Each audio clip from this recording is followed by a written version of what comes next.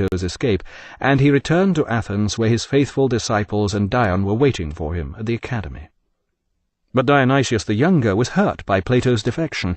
He had greatly enjoyed his conversations about philosophy with Plato, even if he had no intention of putting any of his ideas into practice. Syracuse was hardly in a position to indulge in such experiments. At the time it was the one strong state managing to resist the encroachment of Carthage into Italy, where it would have overrun the embryo Roman Republic. Dionysius the Younger seems to have begun to look upon Plato as a kind of father figure. He was certainly jealous of Plato's affection for his uncle Dion. Dionysius the Younger continued to pester Plato with requests for his return to Syracuse. Distraught, Dionysius declared to all who would listen to him that his life was no longer worth living without the company of his philosophy instructor. In the end he sent his fastest trireme to Athens and threatened to confiscate all of Dion's possessions in Syracuse, which were considerable, if Plato did not come to see him. Eventually, against his better judgment, the 71-year-old Plato set sail for Syracuse.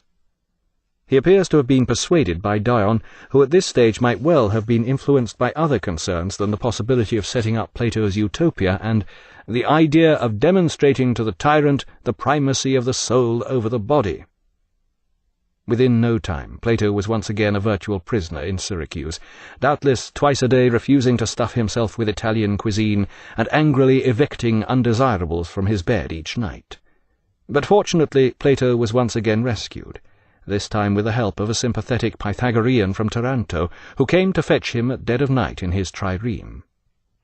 With the galley slaves heaving valiantly beneath the lash, the aged philosopher sped back across the sea toward the safety of Athens. Some years later, Dion was to succeed in what had perhaps been his aim all along. He invaded Syracuse, ousted Dionysius the Younger, and took power himself. Did he attempt to set up Plato's Republic, now that he at last had the chance? Apparently not. But poetic justice was to succeed where Platonic justice did not. Dion was shortly assassinated, betrayed, curiously enough, by a former disciple of Plato's. Thus ended Plato's sorties into the political sphere. The Roman Empire was safe. Yet, as a result of his untried theories, the medieval world that was to grow out of the Roman Empire would have a model, and later the likes of Stalin and Hitler would have a classical precedent for their endeavours. Was Plato entirely wrong-headed? In his view, true knowledge or understanding can only be apprehended by the intellect, not by the senses. The mind must withdraw from the world of experience if it is to reach the truth. If Plato seriously believed this, it's very difficult to understand what on earth he was doing legislating for his utopia in the first place. Such a philosophic view is incompatible with the practice of politics. Yet, according to Plato, unless philosophers become rulers, or rulers study philosophy, there will be no end to the troubles of men. In practice, it's turned out precisely the opposite. Rulers inspired by philosophical ideas have caused far more trouble than philosophical ignoramuses. The non-political part of Plato's philosophy was also to prove a major influence for many centuries to come. This was largely because it blended well with Christianity, lending what had begun as mere faith a more sound philosophical foundation. As a result, it wasn't just enough to disbelieve in Christianity, you had to disprove it too. For Plato, the human soul consisted of three distinct elements. The rational element strove for wisdom, the active spirit sought conquest and distinction, and the appetites craved gratification. These elements are echoed in the three elements of society which Plato describes in the Republic: the philosophers, the men of action, or soldiers, and the dross, who merely kept the whole thing going and believed in enjoying themselves. The righteous man is governed by reason, but all three elements have their part to play.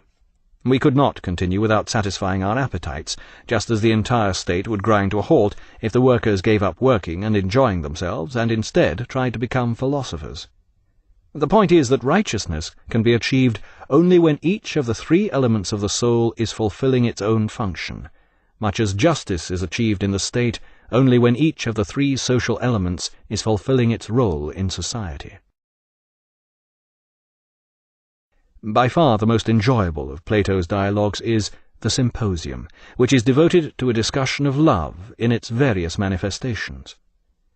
The ancient Greeks were not prudish about erotic love, and the section where Alcibiades describes his homosexual love for Socrates ensured that this book would later be widely suppressed, becoming the original underground classic in the cellars of medieval monasteries. New editions of the Symposium were solemnly placed on the Index of Banned Books by the Catholic Church until 1966. In Plato, eros is regarded as the soul's impulse toward good.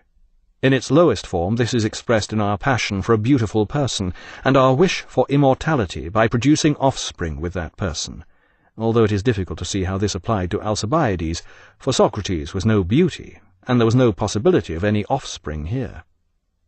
A higher form of love involves a union devoted to more spiritual aspirations, giving rise to social good.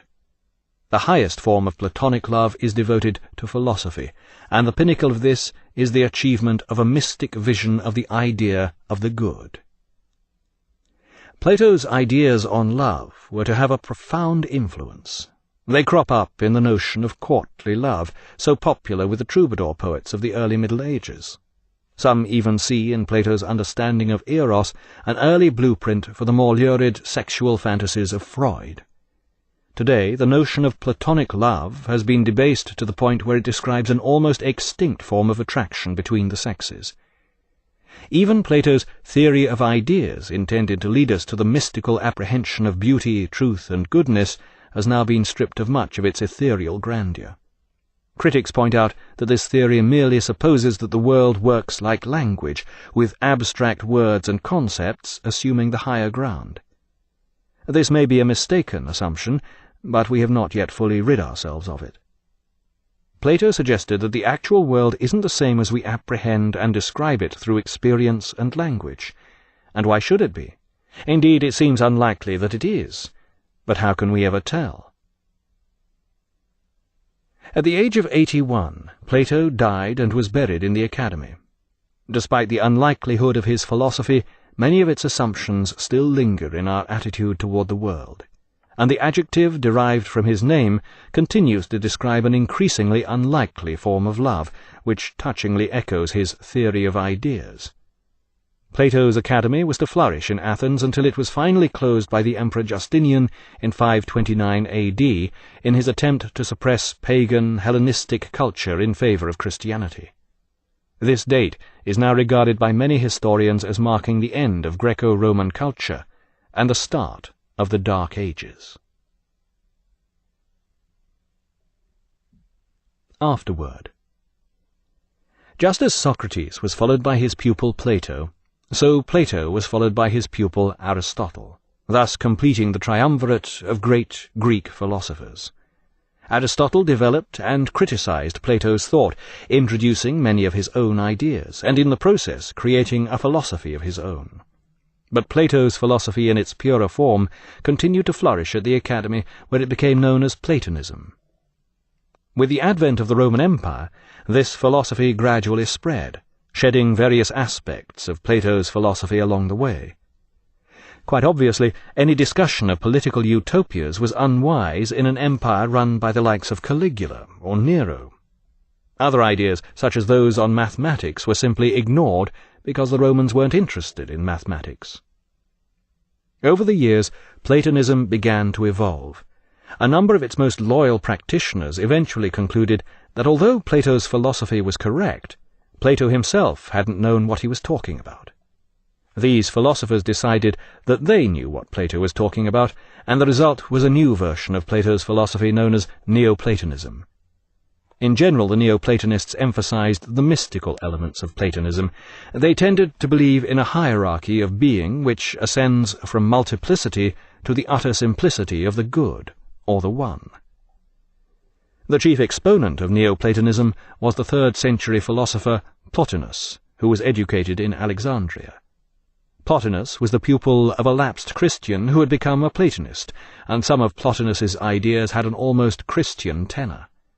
But as Christianity and Neoplatonism spread through the Roman Empire, they inevitably came into conflict.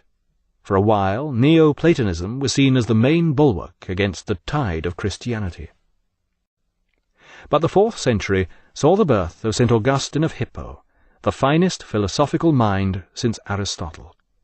St. Augustine was troubled by the lack of intellectual content in Christianity and found himself attracted to Neoplatonism.